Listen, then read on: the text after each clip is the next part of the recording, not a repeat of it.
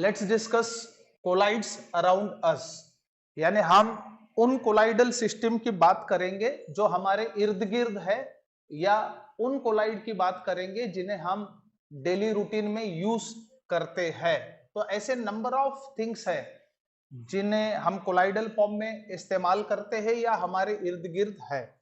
तो सबसे पहली बात होगी ब्लू कलर ऑफ स्काई। अब देखो हमारा जो आकाश है यानी स्काई, वो नीला कैसे, ये चीज हमें समझने की जरूरत है। सो हमारे एटमॉस्फियरिक एयर में डस्ट और वाटर वेपर डिस्पर्स्ड है, याद रखना। So in atmospheric air dust and water vapors are dispersed। So इस वजह से क्या होगा, जब लाइट इनके ऊपर गिरता है, यानी ये कोलाइड हो गया, 10 एटमॉस्फेरिक एयर जो है वो कोलाइडल फॉर्म में है। सो सनरेज जब इनके ऊपर गिरते हैं तो ये स्कैटर करते हैं, जिसके वजह से हमें टिंडाल्स कोन दिखता है, इसलिए हमारा जो स्काई है वो हमें ब्लूइश दिखता है। So remember, due to scattering of light sky appears blue, याद रखना, इसलिए वो हमें नीला दिखता है। इसके बाद लेट्स डिस्कस सेकंड जो है वो food articles. So daily life में हम जो फूड कंज्यूम करते हैं वो भी कोलाइडल होता है, जैसे कि आइसक्रीम, मिल्क, बटर मिल्क, ये कोलाइडल फॉर्म में होता है। So food we consume is in colloidal form, जैसे कि एग्जाम्पल के तौर पे बताया जा सकता है मिल्क, उसके बाद बटर मिल्क, उसके बाद आइसक्रीम। ऐसे नंबर ऑफ एग्जाम्पल्स हम यहां पे दे सकते हैं जिसे हम फूड के तौर पे इस्तेमाल करते हैं।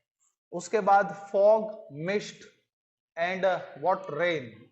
सो नेक्स्ट बिग थिंग, सो अगला हम बोल सकते हैं जैसे कि फॉग, उसके बाद mist and rain.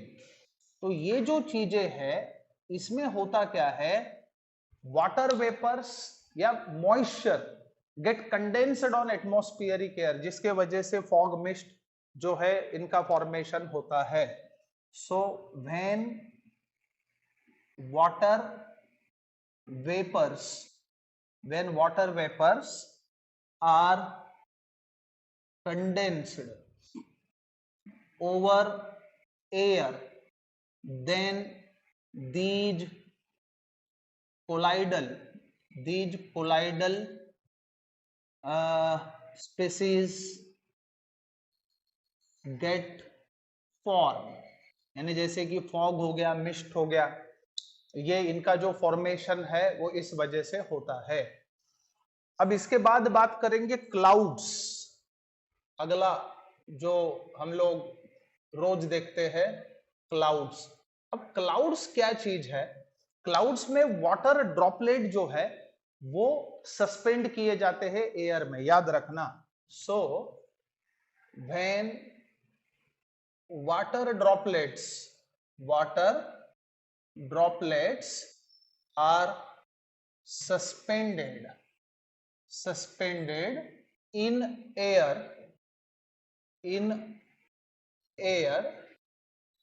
clouds are formed। इसके वजह से जो है वो क्लाउड्स प्रोड्यूस होते हैं, और जब वो ड्रॉपलेट्स पास में आके उनका साइज बढ़ता है तो उसके बाद रेन होता है, याद रखना। So on cooling of droplets, they fall down in the form of rain, उसी को हम रेन बुलाते हैं। उसके बाद फर्टाइल सॉइल, याद रखना नेक्स्ट कोलाइडल फॉर्म में हम लोग जिसको देखते हैं वो है फर्टाइल सॉइल। अब देखो ह्यूमस जो होता है that is a protective colloid, याद रखना, जो फर्टाइल होता है, याद रखना। So humus in the fertile soil is a protective colloid, ये प्रोटेक्टिव कोलाइड का एग्जाम्पल है। अब इसके बाद delta formation, so formation of delta. अब ये डेल्टा क्या चीज है, याद रखें। अब जो रिवर वाटर होता है that is a colloidal mixture of water and clay, याद रखना। सो रिवर वाटर